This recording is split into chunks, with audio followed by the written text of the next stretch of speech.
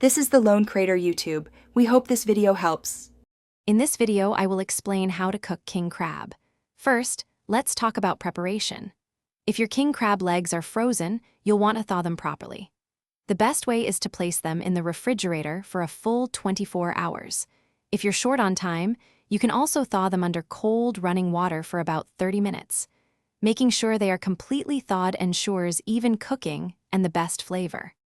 Steaming is a fantastic way to cook king crab, keeping the meat tender and juicy. You'll need a large pot with a steamer basket. Add about 1 inch of water to the pot, ensuring it doesn't touch the basket. Bring that water to a rolling boil over high heat. Then, carefully place your thawed crab legs in the basket and steam them for just 4 to 6 minutes until they are thoroughly heated through. If you prefer baking or grilling, these methods also yield delicious results. For baking, preheat your oven to 375 degrees Fahrenheit. Brush the crab legs with a little melted butter or olive oil to enhance their flavor. Bake them for about 8 to 10 minutes. If grilling, place them over medium heat for approximately 5 minutes, turning once until they are perfectly warmed. Once your king crab is cooked, it's time to enjoy. Serve the legs immediately with your favorite accompaniments.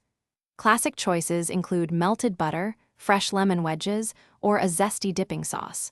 To make eating easier, use kitchen shears to cut through the shells or a nutcracker for the thicker parts. Savor the incredibly sweet and tender meat of your perfectly prepared king crab. Thanks for watching. Consider subscribing if we helped you.